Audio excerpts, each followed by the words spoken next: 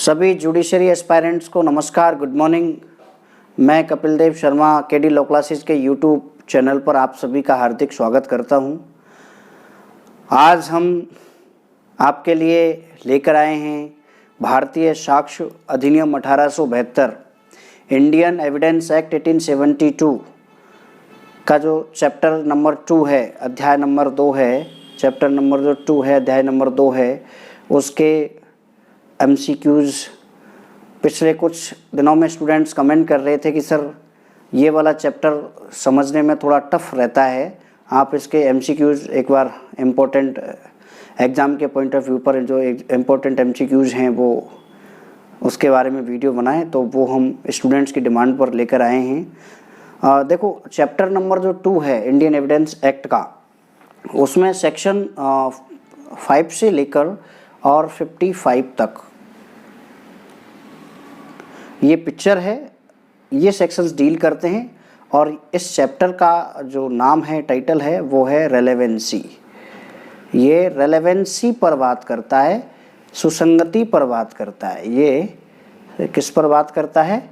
सुसंगति पर बात करता है कि किसी मामले में किस तरह के फैक्ट्स रेलेवेंट होंगे और किस तरह के फैक्ट इररेलेवेंट होंगे, उसके बारे में चैप्टर डील करता है। इसका क्वेश्चन नंबर 1 हम देखेंगे। क्वेश्चन नंबर 1, धारा 8 सुसंगत घोषित करती है। सेक्शन 8 रेलेवेंट डिक्लेयर करती है पूर्ववर्ती आचरण को, पश्चातवर्ती आचरण को, A और B दोनों को, और इनमें से कोई नहीं।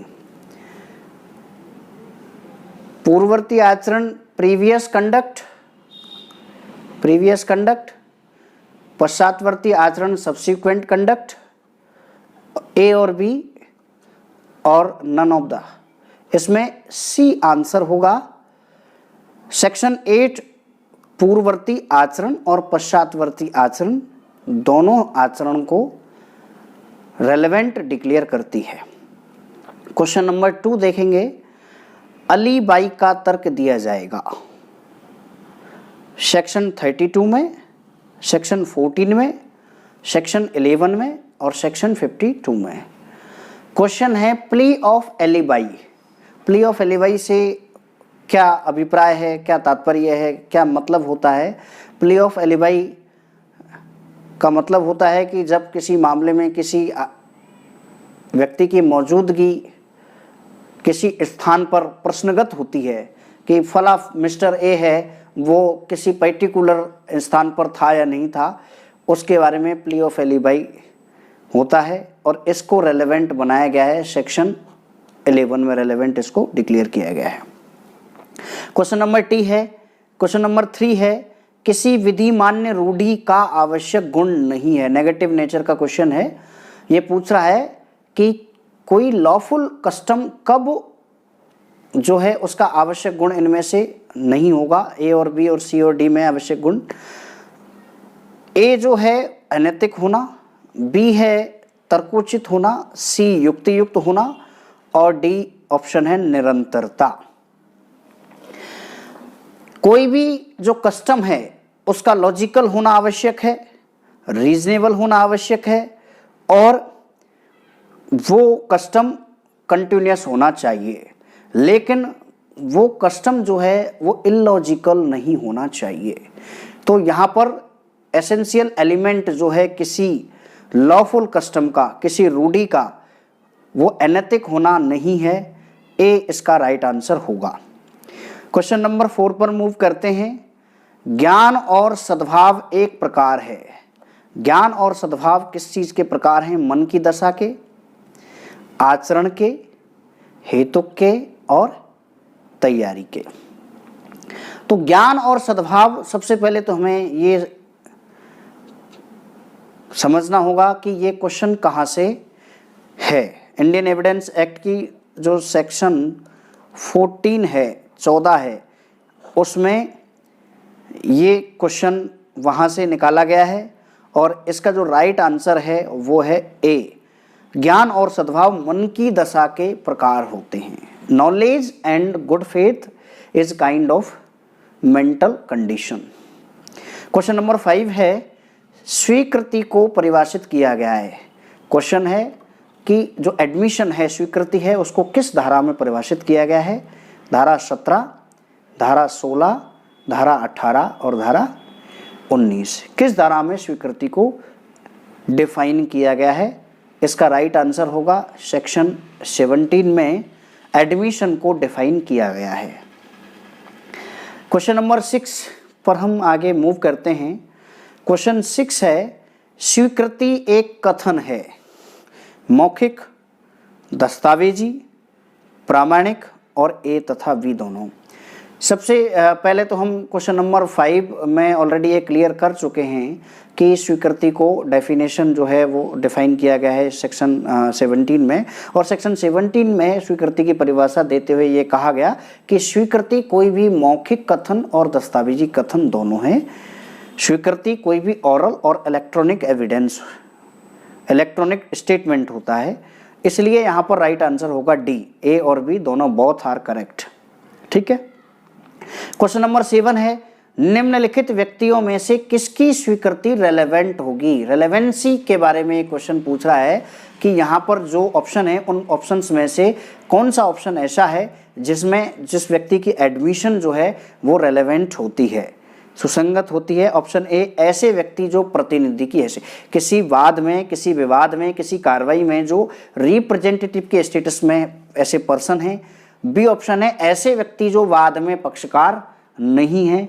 ए और बी, और इनमें से कोई नहीं, तो इसका राइट आंसर सी होगा, ए और बी। ऐसे व्यक्ति जो प्रतिनिधि की हैसियत में, ऐसे व्यक्ति जो वाद में पक्षकार नहीं है, उन दोनों के जो एडमिशंस हैं, उन दोनों के जो एडमिशंस हैं वो रेलेवेंट होते हैं। नेक्स्ट क्वेश्चन 8 पर मूव करेंगे। क्वेश्चन 8 देखिए, सामान्यतः स्वीकृतियां साबित की जाती हैं। जनरली एडमिशंस कैसे प्रूव की जाती हैं? स्वीकृति करने वाले व्यक्ति के विरुद्ध प्रूव की जाती हैं, संस्वीकृति करने वाले व्यक्ति के पक्ष में प्रूव की जाती हैं, स्वीकृति करने वाले व्यक्ति के पक्ष में, और इनमें से कोई नहीं। तो इसका जो राइट आंसर होगा वो ए होगा। जनरली जो एडमिशंस हैं, स्वीकृति हैं, जो उसे करने वाला है उसके विरुद्ध उसे काम में लिया जाता है। ये इंडियन एविडेंस एक्ट, एविडेंस का ये एक प्रिंसिपल है। जनरली जो स्वीकृतियां हैं वो उसे करने वाले व्यक्ति के विरुद्ध साबित की जाती हैं। नेक्स्ट फर्दर मूव करेंगे नेक्स्ट पेज पर। क्वेश्चन नंबर जो 9 है वो देखिए, कब स्वीकृति उसे करने वाले पक्षकार के पक्ष में साबित की जाएगी? ये कंडीशन है कि कब स्वीकृति, क्योंकि जनरली प्रिंसिपल क्वेश्चन 1 में हम ये क्लियर कर चुके हैं। प्रिंसिपल ये है एविडेंस एक्ट का कि स्वीकृति उसे करने वाले व्यक्ति के विरुद्ध साबित की जाती है, लेकिन कब उसे करने वाले जो व्यक्ति किसी बात को स्वीकार करता है उसके फेवर में कब स्वीकृति वो की जा सकती है? ये देखिए, जब स्वीकृति करने वाला व्यक्ति मर गया होता तो धारा 32 के अंतर्गत सुसंगत होती। कहने का मतलब ये है कि अगर वो मर गया तो धारा 32 में रेलेवेंट हो जाएगी, और अगर वो जीवित रह गया तो वो धारा, इसके बारे में आप ये क्लियर करते चलिए। यहाँ पर सेक्शन 21 सेक्शन 21 में ये बात है कि अगर कोई व्यक्ति जो स्टेटमेंट देता है, किसी फैक्ट को एडमिट करता है, स्वीकार करता है, वो अगर जिंदा रह गया तो उसको सेक्शन 21 में रेलेवेंट बनाता है। सेक्शन 21 में वो रेलेवेंट होती है। और अगर वो मर गया, क्योंकि वो मरा हुआ आदमी कोर्ट में नहीं आ सकता, इसलिए सेक्शन 32 में मरने से पहले जो उसने कहा था, बिफोर डेथ, सून डेथ, उसने जो कहा था वो रेलेवेंट होगा। डाइन डिक्लेरेशन इसे कहा जाता है दूसरी भाषा में, लीगल लैटिन में इसे डाइन डिक्लेरेशन कहा जाता है। बी ऑप्शन देखिए, जब वह मन की दशा या शरीर की दशा के अतिरिक्त का कथन है, और इसका राइट आंसर सी होगा, ए तथा बी दोनों। क्वेश्चन नंबर 10 देखिए, दस्तावेज की अंतर्वस्तु के बारे में मौखिक स्वीकृतियां सुसंगत होती हैं। कंटेंट ऑफ डॉक्यूमेंट, सबसे पहले तो आप ये समझते चलिए कि कंटेंट ऑफ डॉक्यूमेंट क्या होता है। कंटेंट ऑफ डॉक्यूमेंट क्या होता है? देखो, एक 10th की मार्कशीट होती है, ये अपने आप में एक डॉक्यूमेंट होता है। डॉक्यूमेंट की डेफिनेशन जो है वो सेक्शन 3 इंडियन एविडेंस एक्ट में डॉक्यूमेंट की डेफिनेशन बताई गई है। सेक्शन 3 इंडियन एविडेंस एक्ट ये कहता है कि किसी पदार्थ पर अक्षरों, अंकों तथा चिन्हों के द्वारा कुछ लिखा जाना डॉक्यूमेंट होता है। अब किसी पदार्थ पर अक्षरों, अंकों और चिन्हों के द्वारा, तो कागज पर जो चिन्ह लिख दिए जाते हैं वो डॉक्यूमेंट होते हैं। 10th की मार्कशीट, 12th की मार्कशीट, ग्रेजुएशन की मार्कशीट, ये सब डॉक्यूमेंट होते हैं, ठीक है। अब डॉक्यूमेंट का कंटेंट, 10th की मार्कशीट एक डॉक्यूमेंट है और उस मार्कशीट में ये लिखा हुआ है कि 10th passed from RBSC, Rajasthan board, central board, ये कंटेंट है। आपको पर्टिकुलर सब्जेक्ट में कितने मार्क्स मिले, ये कंटेंट है। और ये जो कंटेंट है ये कौन से सेक्शन में उसका जो ओरल एडमिशन है वो रेलेवेंट होता है, उसका आंसर है सेक्शन नंबर 22 में इसके बारे में प्रोविजन इंडियन एविडेंस एक्ट में किया गया है। नेक्स्ट क्वेश्चन नंबर 11, भारतीय साक्ष्य अधिनियम इंडियन एविडेंस एक्ट में कन्फेशन, संस्वीकृति के बारे में किन धाराओं में प्रावधान किया गया है? तो सबसे पहले तो आप कन्फेशन समझ लीजिए, कन्फेशन क्या होता है। पहली चीज तो पूरे इंडियन लॉ में कहीं पर भी कन्फेशन को डिफाइन नहीं किया गया है। पूरे इंडियन जितने भी लॉ बनाए गए हैं, जितने भी एक्ट्स हैं, कोड हैं, कहीं पर भी कन्फेशन को डिफाइन नहीं किया गया। और उसका कारण है कि एवरी कन्फेशन इज एडमिशन, और एडमिशन को डिफाइन किया गया है सेक्शन 17 में।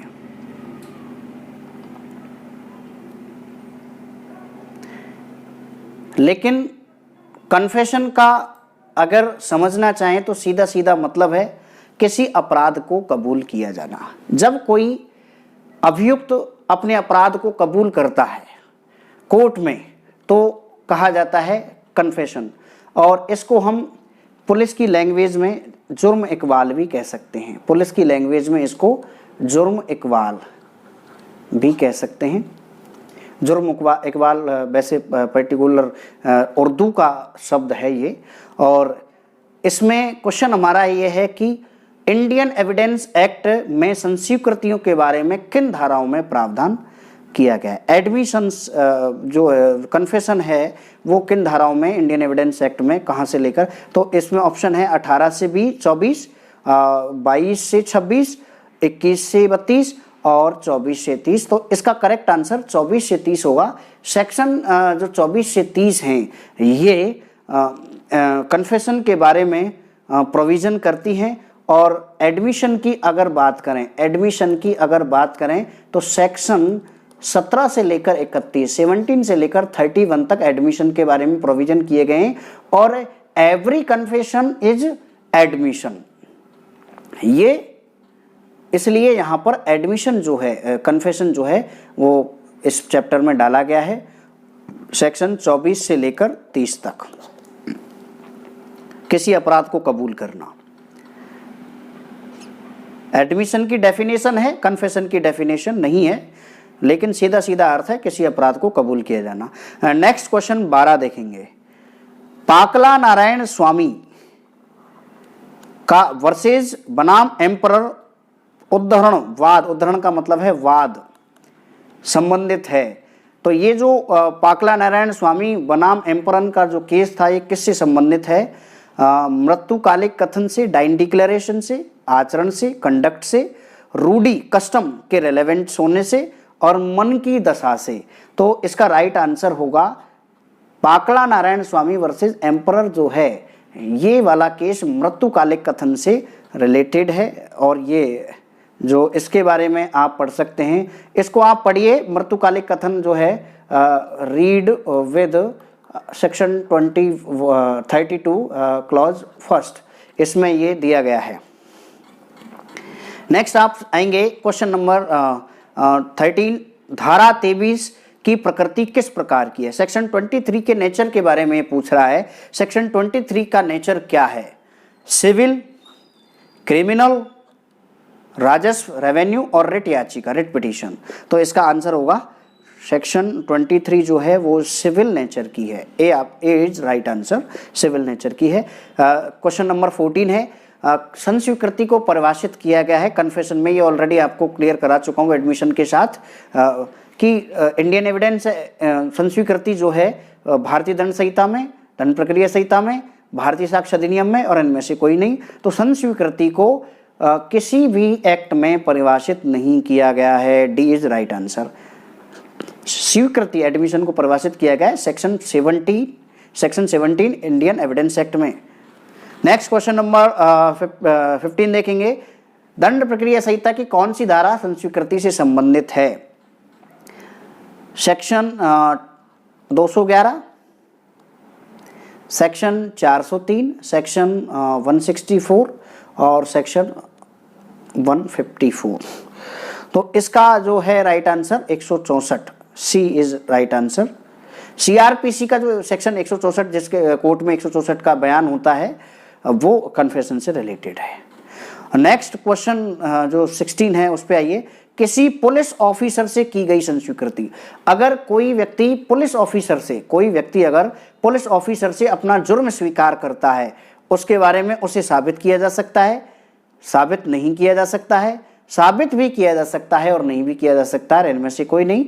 देखो, किसी पुलिस ऑफिसर से किया गया जुर्म स्वीकार कोर्ट में साबित नहीं किया जा सकता, इसका बी आंसर है। ठीक है, नेक्स्ट पेज पर मूव करते हुए हम आएंगे come to section question number 17। षड्यंत्र, आपराधिक षड्यंत्र के बारे में परिभाषित किया गया है। आपराधिक षड्यंत्र को कौन से सेक्शन में परिभाषित किया गया है? सेक्शन 10 भारतीय साक्ष्य अधिनियम, भाषा है सेक्शन 10 भारतीय साक्ष्य अधिनियम, सेक्शन 120A भारतीय दंड संहिता, सेक्शन 21 दंड प्रक्रिया संहिता और सेक्शन 31 भारतीय दंड संहिता। तो इसका डेफिनेशन की अगर बात करें तो B is right answer, B इसका राइट आंसर होगा, B right answer. Section 120A को, सेक्शन 120A भारतीय दंड संहिता 1860 में 120A में आईपीसी में परिभाषित किया गया है क्रिमिनल कॉन्स्पायरेसी, आपराधिक षड्यंत्र को। वैसे आपराधिक षड्यंत्र लगाने की कोई आवश्यकता नहीं है क्योंकि आईपीसी में सब कुछ आपराधिक है। आईपीसी में बहुत सारे अपराधों के आगे क्रिमिनल लगता है, जैसे कि आपराधिक न्यासभंग, criminal breach of trust, criminal trespass, criminal conspiracy, like that. But IPC में सब कुछ ही आपराधिक है, सब कुछ ही क्रिमिनल है। यहाँ पर 120A में इसको डिफाइन किया गया है और जो 120B है, सेक्शन जो 120B है, जो उसमें इसके लिए पनिशमेंट का प्रोविजन किया गया है आईपीसी में। और इसके बारे में जो इंडियन एविडेंस एक्ट है, आप इसको पढ़िए, read with Indian evidence act section 10, वहां पर भी कॉन्स्पायरेसी को रेलेवेंट बनाया गया है। नेक्स्ट मूव करेंगे क्वेश्चन नंबर 18 पर। क्वेश्चन नंबर 18 है, जब अनेक व्यक्ति किसी अपराध को करने का षड्यंत्र रचते हैं तो हर एक षड्यंत्रकारी अपने सह षड्यंत्रकारी के उन सारे कार्यों के लिए जिम्मेदार होता है जो उस षड्यंत्र को अग्रसर करने में किए गए होते हैं। यह सिद्धांत कहलाता है विबंध का सिद्धांत, विचाराधीन वाद का सिद्धांत, एजेंसी का सिद्धांत और उपरोक्त तीनों में से कोई नहीं। देखो, क्वेश्चन को समझना है, क्वेश्चन थोड़ा सा टेक्निकल है। क्वेश्चन यह है कि कोई व्यक्ति, बहुत सारे व्यक्ति मिलकर एक अपराध को करने का कॉन्स्पायरेसी करते हैं, षड्यंत्र करते हैं, साजिश करते हैं। अब उनमें से हर आदमी अपने अपने काम बांट लेता है कि भैया मैं फंडिंग करूंगा, एक कहता है मैं फील्ड में काम करूंगा, एक कहता है कि मैं यहाँ आपके लिए वेपन उपलब्ध करा दूंगा, एक कहता है कि मैं आपके लिए मैन पावर उपलब्ध करा दूंगा। तो ये जो सारे व्यक्ति मिलकर किसी कार्य का अंजाम देने के लिए षड्यंत्र रच रहे हैं, तो वो सारे व्यक्ति जो हैं उन सारे कार्यों के लिए जिम्मेदार होते हैं जो उसको अग्रसर करने में किया गया होता है। यह सिद्धांत क्या होता है? यह सिद्धांत एजेंसी का सिद्धांत कहलाता है। इसका सी राइट आंसर है। इस सिद्धांत को एजेंसी का सिद्धांत कहते हैं। और मैंने अभी जस्ट आपको बताया, ये सेक्शन 10 इसके बारे में इंडियन एविडेंस एक्ट में आप पढ़िए। नेक्स्ट क्वेश्चन नंबर 19 देखिए। क्वेश्चन नंबर 19 है, क्वेश्चन नंबर 19 देखिए, Palvinder Kaur versus state of Punjab का मामला किससे संबंधित है? बहुत ही लीडिंग जजमेंट रहा है, लीडिंग केस है एविडेंस एक्ट का। Palvinder Kaur versus state of Punjab, स्वीकृति से, संस्वीकृति से, रूढ़ि से तथा आचरण से। इसका राइट आंसर बी होगा, राइट आंसर इसका बी होगा। Palwinder Kaur versus state of Punjab संस्वीकृति से रिलेटेड है, कन्फेशन से रिलेटेड है। और नेक्स्ट क्वेश्चन 20, विशेषज्ञ स्पेशलिस्ट को डिफाइन परिभाषित किया गया है, किस सेक्शन में परिभाषित किया गया है स्पेशलिस्ट को? ए धारा 21, धारा 44, धारा 46 और धारा 45। स्पेशलिस्ट को इंडियन एविडेंस एक्ट की धारा 45 में डिफाइन किया गया है। धारा सेक्शन 45 स्पेशलिस्ट को रेलेवेंट बनाती है किसी भी मामले में। स्पेशलिस्ट किसी विज्ञान या कला के बारे में अपनी राय के बारे में कोर्ट में जाकर एविडेंस दे सकता है। नेक्स्ट वीडियो लेकर हम जल्दी आपके सामने उपलब्ध होंगे। आज के लिए इतना ही।